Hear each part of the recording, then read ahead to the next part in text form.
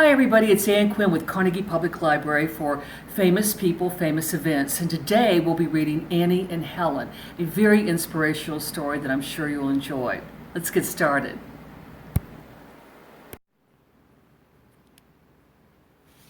Hi, today we're going to read Annie and Helen by Deborah Hopkinson and Raoul Colon. This is a book that is published by Schwartz and Wade Books, an imprint of Random House children's books. I love it when a picture book offers on the end pages wonderful, wonderful pictures. And this, if we examine the end pages of this book, we can see Helen and Annie finger spelling. We could see Helen with her dogs. Helen reading a Braille book, Helen and her beloved teacher Annie, Helen is a Red Clef graduate. So I always enjoy looking at the pictures. We'll begin with the author's note. Quote, "It is a rare privilege to watch the birth, growth, and the first feeble struggles of a living mind, and moreover, it has given me to rouse and guide this bright intelligence." End quote. Annie Sullivan. Quote, "At the beginning, I was only a little mass of possibilities. It was my teacher who unfolded and developed them." End quote. Helen Kelle. This story is about two extraordinary women, Annie Sullivan Macy and Helen Kelle. Their remarkable relationship began in 1887 and lasted until Annie's death in 1936. Annie Sullivan was born in Massachusetts on April 14, 1866. As a child, she contracted a painful eye disease, which left her blind in later life. Her mother died when she was 8, and just before Annie's 10th birthday, she and her little brother Jimmy, who had a tubercular hip, were sent to a poorhouse. Not long after Jimmy died, Annie lived in the poorhouse until she was 14, when she was sent to study at the Perkins Institution for the Blind in Boston. Teaching Helen was Annie's first job after graduation. Helen became the core of Annie's life. Annie stayed with her pupil and friend until her death. In 1905, Annie wed John Macy, but the couple grew apart and eventually separated. Annie Sullivan Macy died on October 20th, 1936. Helen Kelle was born on June 27, 1880 in Alabama. An illness in February 1882 left her deaf and blind. With Annie as her teacher, Helen made remarkable progress and grew to be an independent thinker and writer. She entered Radcliffe College in 1900 and published her autobiography, The Story of My Life, in 1903. With Annie's help, Helen graduated with honors in 1904, becoming the first deaf and blind person in the United States to earn a Bachelor of Arts. Helen began working on behalf of the American Federation for the Blind in 1924. A lifelong advocate for people with disabilities, she traveled to many countries, wrote books and articles, and corresponded with writers, scientists, and world leaders. Helen was named one of the 100 most influential people of the 20th century by Time magazine. She died on June 1st, 1968. March 6, 1887. My first question was, "Where is Helen?" I had scarcely put my foot on the steps when she rushed toward me. She was never still a moment. She is here, there, and everywhere. Her hands are in everything, but nothing holds her attention for long. Dear child, her restless spirit gropes in the dark. Helen was not quite 7 when Annie Sullivan came into her life. Annie had journeyed more than 1,000 miles by train to begin her first job, teaching little Helen. Helen had been a healthy baby, but at 19 months, a sudden illness left her blind and deaf. She had learned to shake and nod her head, pull her father's hand when she needed him, and pretend to butter bread when she was hungry. But Helen could not communicate with words. So when she didn't get her way, or people didn't understand what she wanted, she flew into angry tantrums, lashing out at Martha, the cook's little girl, her loyal old dog Belle, even Nancy, her favorite doll. Helen was like a small, wild bird, throwing herself against the bars of a dark and silent cage. Annie knew how Helen must feel. Ever since Annie was a girl, she had had a painful eye disease, and she had been partly blind until an operation helped her see. Annie also knew that it was Helen's anger and frustration that kept her from learning. March 11th, 1887. She has tyrannized over everybody to get her to do the simplest things such as combing her hair or washing her hands or buttoning her boots. It was necessary to use force. Each day with Helen brought a new battle. If she cried, which she did often, her family always gave in. Not Annie. When Helen put her hand into Annie's ink bottle while she was writing letters, Annie gave her some beads to string instead. Once at breakfast, when Helen stuck her hands into everybody else's plates to grab food, Annie refused to let Helen touch hers. She asked Helen's family to leave, then locked the door and prepared for battle. Helen pinched, she hit, she threw herself to the floor, and she kicked. Annie would not give in. It took 2 hours, but in the end, Helen ate her own food with a spoon and folded her napkin when she was done. Annie asked Helen's parents to let her move with Helen into a cottage close by. Separated from her mother and father for just a few weeks, Helen became calmer and accepted Annie's rules and teaching. But Annie still had to help her find a way to express her needs, her thoughts, her feelings. Annie needed language. How could Annie teach her? After all, Helen could not hear words or see the motions of the two-handed sign language many deaf people use. So from her very first day with Helen, Annie had been trying another way, the manual finger alphabet she had learned at Perkins, which uses special hand positions for each letter. With one hand, Annie finger-spelled into Helen's palm, hoping that she would learn words by feeling them. It worked like this. Annie might place a doll in Helen's lap so that she could touch it. Then she would move her fingers against Helen's open palm, making the hand motions for each letter in turn. D-O-L-L, doll. Her skilled fingers would form a word, a pattern Helen could feel. Annie would do this with familiar, simple objects. M-U-G, mug.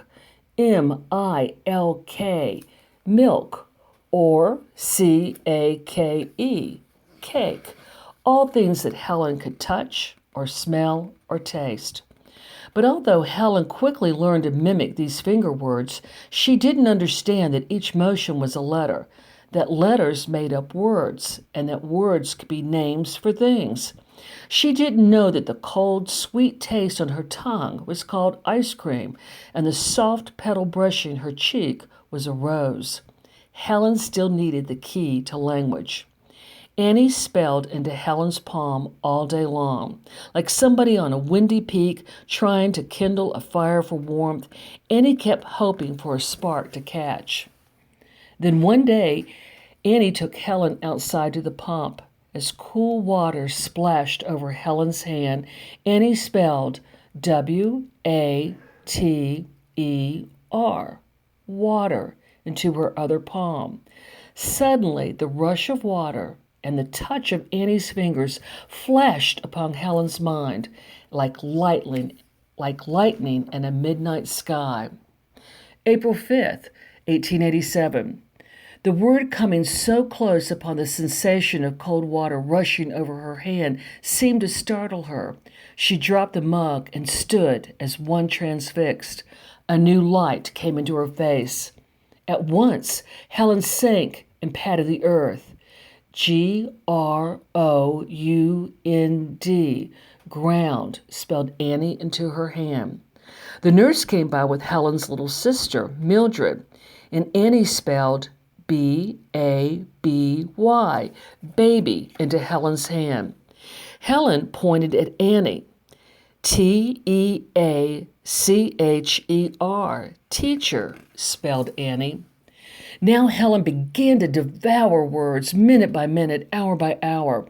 Annie realized that Helen was learning language just as a baby does. Mothers and fathers don't give babies vocabulary lessons or worry about teaching grammar. They just talk. All on her own, young Annie invented a brilliant new way to teach. She would talk into Helen's hand the way people talk into a baby's ears. So Annie spoke to Helen constantly and naturally, spelling rich, wonderful sentences into her palm. Annie made the world their classroom. Get your hat and we will go for a walk, she might spell. And even though Helen had learned only the words hat and walk, she grasped what Annie meant. May 8th, 1887. Helen is learning adjectives and adverbs as easily as she learned nouns. She noticed that one of the puppies which was much smaller than the others, and she spelled small. And I said, very small. She evidently understood that very was the name of the new thing that had come into her head, for all the way back to the house she used the word very correctly. One stone was small, another was very small. Helen loved the gentle fluttering of a butterfly in her hand and the moist, soft feel of moss, the sweet, scented meadow breeze against her cheek. She crowed with delight to touch a litter of squirming puppies. When Helen petted one, Annie spelled Puppy, puppy, into her other palm. Then drawing Helen's hand over all of them, she spelled Puppies, puppies. Helen held up a finger for each puppy she touched. Five,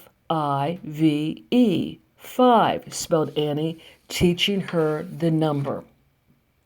May 16th, 1887. The weather is fine and the air is full of the scent of strawberries. I feel as I have never seen anything until now. Near the landing there is a beautiful little spring, which Helen calls Squirrel Cup, because I told her the squirrels came there to drink. Each day when they walked to the river, Helen bubbled with questions about all that she touched, tasted, and smelled. Why do flies bite? And could they learn to stop? Who put chickens in eggs? And when she felt a wriggling little piglet, Helen wanted to know, did the baby pig grow into an egg too? To help Helen understand sounds, Annie put frogs and crickets into her hands so that she could feel them vibrate and move as they croaked or chirped. Once, Annie gave her an egg to hold, just as a tiny chick inside was pecking out. Helen could feel the newborn chick's body vibrating as it peeped. Chip, chip. Sometimes Annie thought Helen listened with her feet. By sensing the vibrations in the floor, she could recognize her mother's footsteps or the thump-thump of baby Mildred crawling. To teach words we use all the time, Annie put Helen's dress in a trunk and then on it. She let Helen feel a hard ball and then a soft one. Together they wound a skein of yarn quickly and more slowly, while Annie spelled wind fast and wind slow. Annie even found ways to teach Helen about things she could not touch or smell. Once when Helen paused, frowning, after Annie had asked her a difficult question, Annie touched Helen on the forehead. Then she spelled Think. Think. Soon Helen had learned hundreds of words and could count to 30. When she was thirsty, she could spell, give Helen drink water. One day, when Annie asked Helen to bring her some water, the little girl tried this excuse, finger spelling. Legs very tired. Legs cry much. She was happier now and hardly ever lost her temper.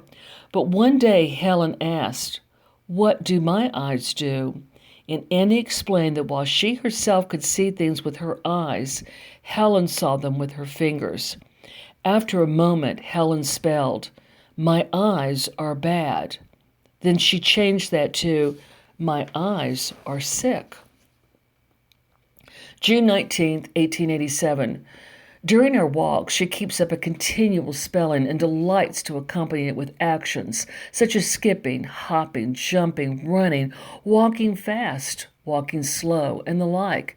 She knows 400 words besides numerous proper nouns. In one lesson, I taught her these words: bedstand, mattress, sheet, blanket, comforter, spread, pillow. The next day, I found that she remembered all but spread. Soon Annie set about teaching Helen to read. First, she showed Helen how to finger spell letters, stood for the letters in the written alphabet. Using a special book with raised letters, Annie put Helen's finger on an A while finger spelling A into Helen's palm. Helen learned quickly, understanding that the written alphabet was just another way to make the same letters that she could finger spell. Putting letters together to form words came next. Annie placed Helen's finger on the raised letters for the word cat, finger spelling it into Helen's other hand. Again, Helen caught on right away. Soon she would sit with her book, searching with her fingers for words she knew. Annie and Helen's mother cut up sheets of words with raised letters so that Helen could practice making her own simple sentences. Annie also taught Helen Braille, a code that uses dots to stand for letters and words, which makes reading with the fingertips much quicker. In time and with practice, Helen would learn to read whole books in Braille printed for the blind, and with a special Braille typewriter that printed the raised dots, Helen could write and even read her own words. Helen often went with Annie to the post office and wanted to write letters like the ones Annie mailed to her friend back in Boston. Since most sighted people couldn't read Braille, Annie showed Helen how to write block alphabet letters using a special grooved writing board placed under a sheet of paper. Helen wrote with her right hand and guided the end of her pencil with her left forefinger. The grooved lines on the board helped her to make letters and words straight, just the way lines printed on paper do. That summer, Helen's father took her on a short trip, and Annie came along too. Helen learned the names of everybody they met. She taught some children to fingerspell the alphabet, and a little boy let her hold his rabbits, trying to fingerspell all their names for her. A girl showed her how to dance the polka, and she even made friends with a fuzzy little poodle. Helen missed her mother and was bursting with things to tell her. Now, for the first time in her life, Helen had a way to share her heart, and so just like Annie, Helen wrote a letter home. July 12, 1887, and this is Helen's first letter home. Helen will write Mother letter. Papa did give Helen medicine. Mildred will sit and swing. Mildred did kiss Helen. Teacher did give Helen peach. George is sick in bed. George's arm is hurt. Anna did give Helen lemonade. Dog did stand up. Conductor did punch ticket. Papa did give Helen drink of water in a can. Carlotta did give Helen flowers. Anna will buy Helen pretty new hat. Helen will hug and kiss Mother. Helen will come home. Grandmother does love Helen. Goodbye. Oh, I find that so amazing, the story of Helen Kelle. So I hope you enjoyed this book and were inspired by this amazing friendship between these two women and how Annie Sullivan opened up the mind and the world to Helen Kelle. Thank you.